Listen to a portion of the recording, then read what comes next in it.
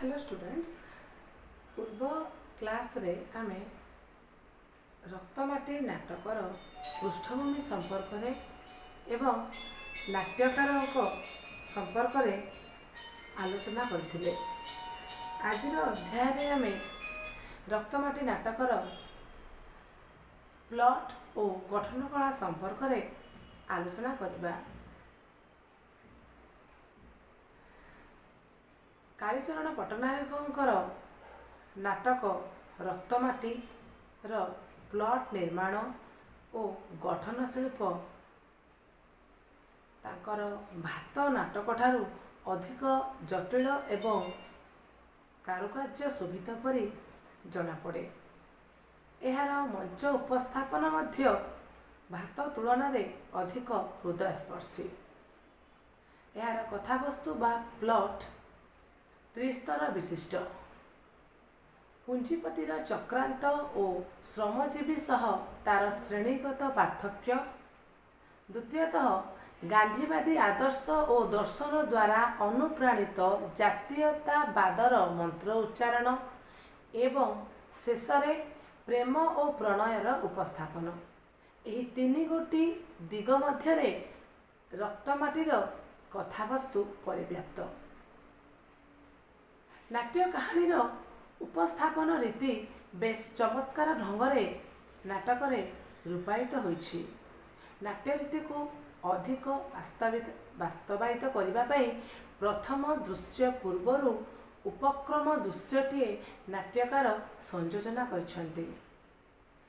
Stage director prompter scene प्रणाली को नहीं एक स्टेज रिहर्सल दृश्यर अवधारणा करा जायछि। नाच और तापरे प्रकृत कथावस्तु संबलित दृश्यर आरंभ होइछि। नाट्य कहानी दृष्टिरु उपक्रम दृश्यटी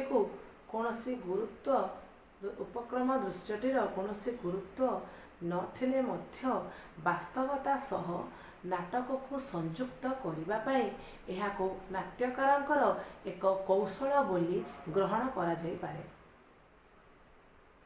तेबे रक्तमाटी नाटकर प्रथम अंक प्रथम दृश्य रु ही नाट्यकार नाट्यकीय द्वंद्वर उपस्थापन करिसेंती।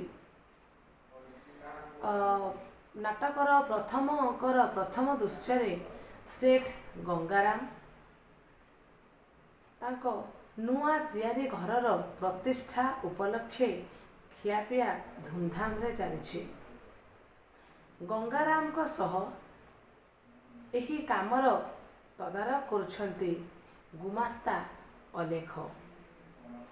अलेख केवल जड़े गुमास्ता नहंती, गंगाराम परी विदेशागत सेठ को गाँ माटी को डाकी आनी आपणार पड़िशा ज्ञाति मानकर सर्वनाश घटाई सेमानकर संपत्ति आनी गंगारामर पुंजीर साम्राज्य को से बढ़ई चलती कौशल क्रमे। अलेखक निर्देश रे मान्यगण्य व्यक्ति मानकु गंगारामर भोजी को निमंत्रण करा जायछि। प्रथम दृश्य ही सूचना मिले गंगाराम सेठी गोटे मिल बसैबे एवं केवल सेतिकी नुहे जमीदारंकर जमी भी सेठाको आसीछि। पुंजीर करामती और कारसाती समाज व्यवस्थार प्राचीन रूप को गिरी देइछि सांघातिक भावरे। नाटकर उपद्घात रे मध्य अलेखक सह पुंजीवादर बचस्कस आउ दुई गोटी चरित्र को भेटे। सेमाने हेले विष डाक्टर और सांबादिक छबिलाल। एमानंकर व्यक्तिसत्ता मध्य सेठ को टंका निकटरे बंदी। कालीचरण थिले गभीर अंतर्दृष्टि संपन्न नाट्यकार। स्वाधीनतार ठीक परे से लक्ष्य करथिले देश रे बुद्धिजीवी संवादपत्रर संपादक जो माने निरपेक्ष विचारवंत हेबा कथा और स्वाधीन मत पोषण करी देश गठन रे निजको नियोजित करबा कथा से माने धीरे धीरे କେମିତି ପୁଞ୍ଜିପତିର ପୁଞ୍ଜି ନିକଟରେ ଆତ୍ମସମର୍ପଣ କରୁଛନ୍ତି। ପୁଞ୍ଜିପତିର ହାତଟେକା ଅର୍ଥକୁ ବିକଳରେ ଚାହିଁଛନ୍ତି। ନାଟକର ଦ୍ୱିତୀୟ ଦୃଶ୍ୟରେ ଜଣେ ସମାଜସେବୀ ସହ ପାଠକ ଓ ଦର୍ଶକମାନଙ୍କର ପରିଚୟ ଘଟେ। ସେ ମଧ୍ୟ ଏଥିରୁ ବାଦ୍ ପଡ଼ିନାହିଁ। ପୁଞ୍ଜିପତିର ଦାନରେ ସେ ଆପଣାର ଅବଳାଶ୍ରମ ଗଢ଼ିଛନ୍ତି, ଅଥଚ କଥାରେ ସେ ବରାବର ନୀତି ଓ ଆଦର୍ଶବୋଧର ଜୟଗାନ କରିଛନ୍ତି।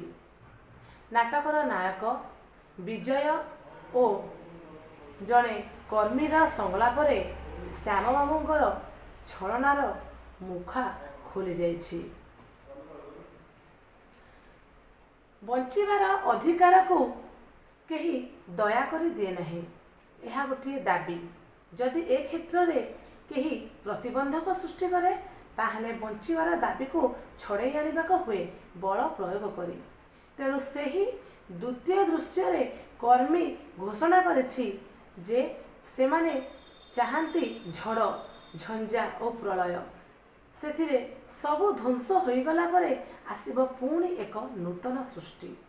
ନାଟ୍ୟକାରଙ୍କର ଆଭିମୁଖ୍ୟ ଏବଂ ଜୀବନ ଦୃଷ୍ଟିର ଯଥାର୍ଥ ରୂପକାର ବିଜୟ ଚରିତ୍ରଙ୍କ ମାଧ୍ୟମରେ ଦେଖିବାକୁ ମିଳେ, ଯେ ଜଣେ କବି।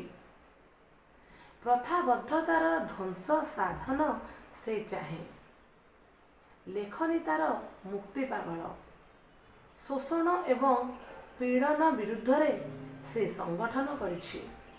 ଏ କ୍ଷେତ୍ରରେ ଲତା ହୋଇଛି ତାର ସହଯାତ୍ରିଣୀ। ନାଟକର ଦ୍ୱିତୀୟ ଦୃଶ୍ୟରେ ଶ୍ରେଣୀ ପାର୍ଥକ୍ୟର ରୂପକୁ ଆମେ ଦେଖୁ। କର୍ମୀଙ୍କ ସମେତ ମିଲ୍ର କୁଲିମାନେ ପୁଞ୍ଜିପତି ବିରୁଦ୍ଧରେ ସ୍ଲୋଗାନ ଦେଇ ମିଲ୍ ବନ୍ଦର ଡାକରା ଦେଇଛନ୍ତି। ତୃତୀୟ ଓ ଚତୁର୍ଥ ଦୃଶ୍ୟରେ ଏହାର ଚରମ ଏବଂ ଉତ୍କଟ ରୂପକୁ ନାଟ୍ୟକାର ବିଭିନ୍ନ ଘଟଣା ଜରିଆରେ ଉପସ୍ଥାପନ କରିଛନ୍ତି। ରାମ ପ୍ରଧାନ ସେଟ୍ ନିକଟକୁ ଢିଅ ମୁକୁଳେଇବାକୁ ଆସି ଶୂନ୍ୟ ହସ୍ତରେ ଫେରିଛି। ସେଟ୍ର ଗୋଦାମ ଘରେ କାମ କରୁଥିବା କୁଲି ଧରମୁ ଓ ଲୋଚନର ସଂଳାପ ମଧ୍ୟରେ ନାଟ୍ୟକାର ଶ୍ରମିକ ଜୀବନର ପୀଡ଼ନ ଓ ଅତ୍ୟାଚାରର ଚିତ୍ର ଦେଇଛନ୍ତି।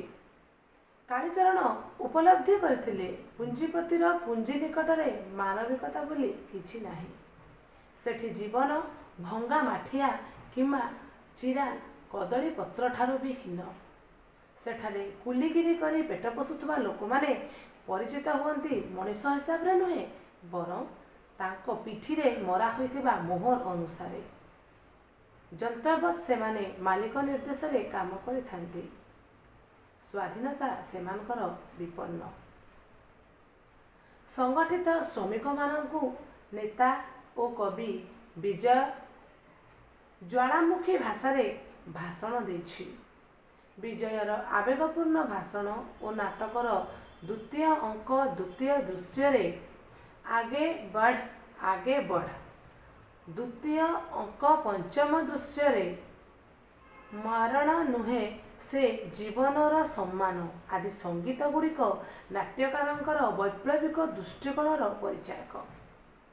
ନାଟକର ତୃତୀୟ ଅଙ୍କ ତୃତୀୟ ଦୃଶ୍ୟରେ ଧର୍ମଘଟକାରୀ ଶ୍ରମିକମାନେ ପୁଞ୍ଜିବାଦର ଧ୍ୱଂସ ହେଉ, ଧର୍ମଘଟ ଚାଲୁ ରହୁ ଆଦି ସ୍ଲୋଗାନ ଦେବା ସହିତ ବିଜୟକୁ ପୋଲିସ ଗିରଫ କରିନେବାର ଚିତ୍ର ଉପସ୍ଥାପିତ ହୋଇଛି। ବିଜୟ ଧର୍ମଘଟ ଚଲେଇ ରଖିବାର ଭାର ଲତା ହାତରେ ଦେଇ ଥାନା ହାଜତକୁ ଯାଇଛି ହସି ହସି। ସେଠ୍ ଗଙ୍ଗାଦାସ ମିଲ୍ ବନ୍ଦ କରିଦେଇଛି। ଟଙ୍କା ବଳରେ ପ୍ରଚୁର ଖାଦ୍ୟଶସ୍ୟ ଆଣି ମହଜୁଦ କରି ରଖିଛି ତାର ଗୋଦାମ ଘରେ।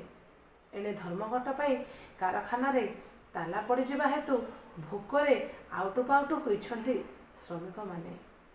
ବିଦେଶାଗତ ପୁଞ୍ଜିପତି ଗଙ୍ଗାଦାସ ପ୍ରଥମେ ବାଉରି ସାହିର ରାମ ପ୍ରଧାନର 3 ଗୁଣ୍ଠ 8 ବିଶ୍ୱା ଜମି ଉପରେ ତାର ପ୍ରାସାଦ ନିର୍ମାଣ କରିସାରିବା ପରେ ସମୁଦାୟ ଗାଁର ଚାଷ ଜମି, ଢିଅ, ବାଡ଼ି ଆଦିର ମାଲିକ ହୋଇଉଠିଛି। ନିଜର ଝିଅ ହରେଇଥିବା ରାମ ପ୍ରଧାନର ପ୍ରତିବାଦକୁ ସେ ଯେଉଁ ଅଲେଖର ବୁଦ୍ଧିରେ ସେ ଜମିଦାରର ସମ୍ପତ୍ତିକୁ କରଗତ କରିଥିଲା, ସେହି ଅଲେଖକୁ ବି ପ୍ରତାରଣା କରିଛି। ବିଭିନ୍ନ ଅନୁଷ୍ଠାନକୁ ଚାନ୍ଦା ଭେଦା ଦେଇ ସେ ନିଜକୁ ପ୍ରଭାବଶାଳୀ ବୋଲି ଓ ଦାତା ବୋଲି ପ୍ରତିପାଦନ କରି ଜୟଧ୍ୱଜା ଉଡ଼ାଇଛି। ସମାଜ ବ୍ୟବସ୍ଥାର ବିବର୍ତ୍ତନ ପର୍ଯ୍ୟାୟରେ ଲକ୍ଷ୍ୟ କରାଯାଇଛି ଯେ ପୁଞ୍ଜିବାଦର ବିକାଶ ଯେତେବେଳେ ହୁଏ, ତାହା ସେତେବେଳେ ସାମନ୍ତବାଦୀ ବା ଅର୍ଦ୍ଧ ସାମନ୍ତବାଦୀ ସମାଜରେ ରୂପରେଖକୁ ସମ୍ପୂର୍ଣ୍ଣ ରୂପେ ଗ୍ରାସ କରିଦିଏ।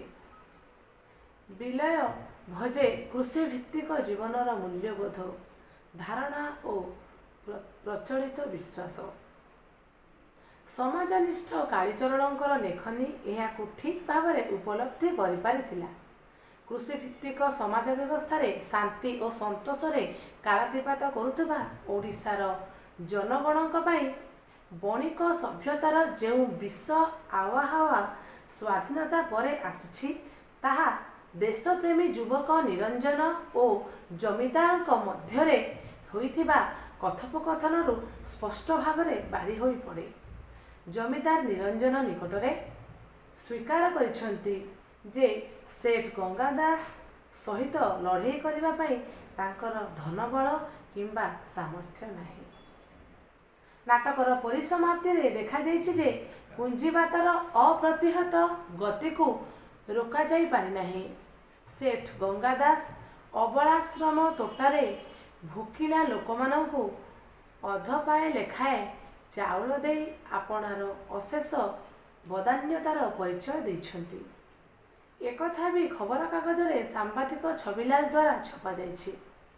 ବଡ଼ କୌଶଳରେ ଅର୍ଥବଳରେ ପ୍ରେସ୍ ଓ ସମ୍ବାଦପତ୍ରରେ ମୁହଁ ବନ୍ଦ କରି ଦିଆଯାଇଛି।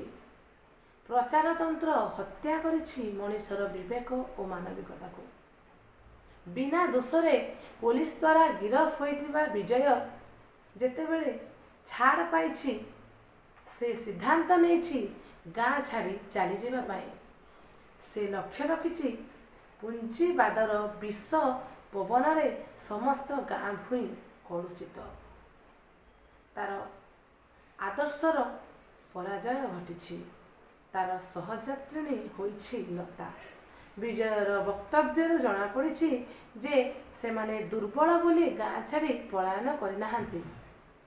ଯେତେବେଳେ ବିଜୟ ଦେଖିଛି ଯେ ତାର ଗାଁ ମାଟିରେ ତାର ଆଦର୍ଶ ଏବଂ ଦୃଷ୍ଟିକୋଣର ରୂପାୟନ ଅସମ୍ଭବ, ସେପରି ସ୍ଥଳେ ଗାଁରେ ରହିବାର ଆବଶ୍ୟକତା ସେ ମଣି ନାହିଁ।